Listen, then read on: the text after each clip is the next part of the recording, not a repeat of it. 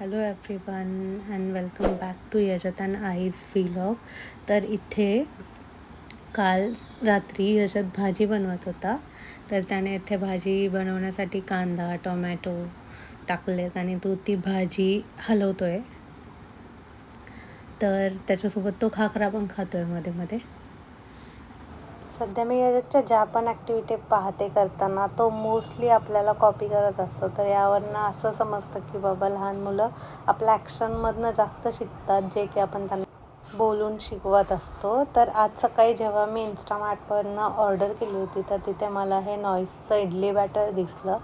तर ते stone ground टेक्नॉलॉजीने बनवलेलं आहे. तर मी जे इडली बॅटर यूज करते, मी किसान कनेक्टचं इडली बॅटर यूज करायच्या आधी, तर त्याने इडली खरंच छान होते. पण मोस्ट ऑफ द टाईम किसान कनेक्टच्या ॲपवर ते idli dosa batter out of stock असतं, तर मला ते बऱ्याच वेळा मिळत नाही.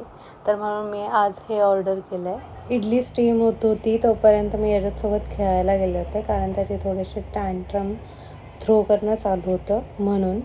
तर मी ठरवलं होतं की इडली फ्राय करायचं, जे मी पोह्यांसारखं बनवते. पण सागर उठल्यानंतर सागरचं म्हणणं होतं की नाही, सांबार बनवायचं इडलीसोबत. मग सागरने सांबारसाठी लागणाऱ्या सगळ्या भाज्या घेऊन आले ते बाहेर जाऊन, आणि इथे ते सांबार बनवत आहेत. मी कधी सांबार नाही बनवलं आजपर्यंत, आमचं लग्न झाल्यापासून सागरच बनवतात आणि ते खरंच छान होतं. तर इथे आता यजतला मी आंघोळ करून झोपवलं आहे.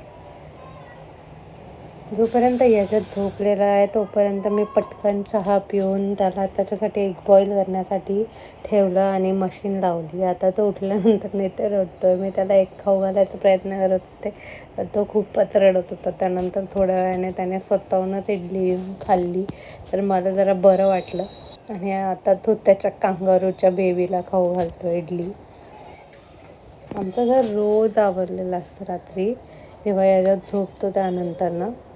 तर आता बघा याच्यात इथे काय करतो, त्या मुरमुऱ्याच्या डब्यातनं मुरमुरे काढतो आणि त्यांचा पाऊस पाडतो आहे. तो रोज मुरमुरे सांडवतो, रोज आमच्या घरात मुरमुरे सांडलेले असतात.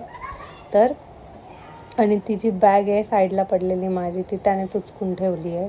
अशी एक पण गोष्ट ठेवत नाही तो की पसारा करायची. सगळा पसारा करायचा असतो नुसतं त्याला. आणि त्याला ओरडलं तर आता त्याला समजतं मी ओरडलेलं, तर तो अजून अति करतो मग मी ओरडल्यानंतर.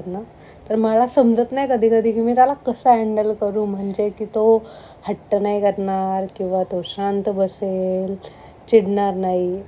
तर सध्या हा फेज चालू आहे माझ्या आईच्या जर्नीमधला.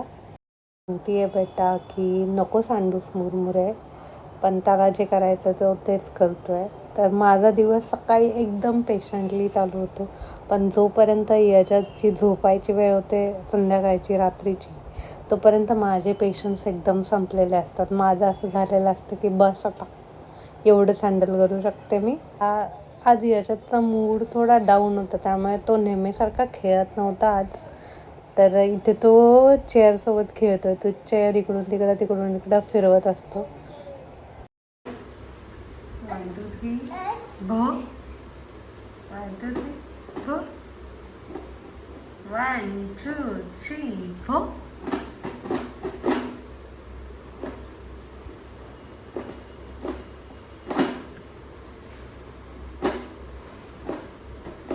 सरळ कर त्याला, सरळ कर, सरळ कर त्याला.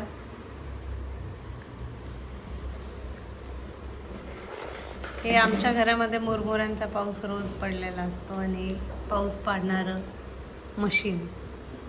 सरळ कर बेबी त्याला. पियानो. फायनली झोपला आहे तो झोपल्यानंतर मी थोडा चहा बनवला आणि मला आलू पराठा बनवायचा होता संध्याकाळसाठी. तर मग मी आलू पराठ्याची तयारी करून ठेवली होती. थोडीशी बटाटे उकडले होते, सगळ्या गोष्टी कट करून ठेवल्या होत्या.